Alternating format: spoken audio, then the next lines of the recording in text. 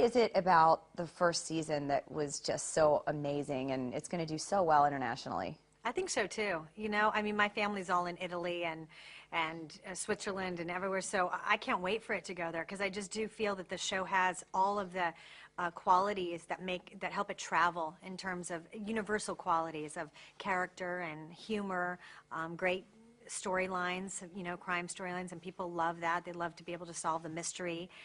We have such wonderful characters on the show. Corsack's hysterical, and Lorraine Bracco. Like there's a great chemistry and vibe amongst everybody, and I think that that's what people respond to. So I'm very proud of it. I'm very excited for it to go outside of America.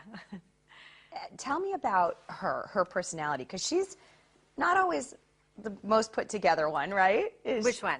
Your character. Oh, Dr. Isles? Yeah. She's not the most put together? Well, What do I you mean, mean? as far as, isn't Rizzoli kind of the more like, I don't want to use the word ballsy, but yes. I don't know, they're just very different. The two, that their personalities are very different. They are. They're very different. She's put together, I think, you know, Maura is put together in terms of her exterior. I think that she's, you know, she dresses well, and she's very organized and all of that. But, you know, she's very quirky and eccentric. You know, emotionally speaking, she's socially a little uncomfortable, and she has a lot of facts going through her brain, a lot of medical terminology, and, you know, so she's a brainiac. I have a blast playing her because she makes me laugh all the time. I will read scenes and just go, really? She's going to do that? She's going to go on a date and like diagnose this guy? I mean, what? Yeah. So it's really fun to play the odd duck, you know, of the group. There are a lot of scenes where I have to do something, and then all of a sudden 4 people will just be staring at me like, what did you just say? So, you know, I like that. She's a nerd,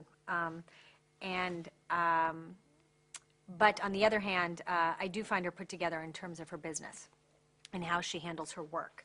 She's very good at what she does, and her and Rizzoli both are very good at what they do, and I think that's where they come together and have a deep sort of respect for how they handle their work. You know, I think in the first season, what's fun is that they're so different, is that they do approach even a decision about how to handle a situation so different that it's fun to watch how they argue or get down to, you know, the different viewpoints of how they can handle something.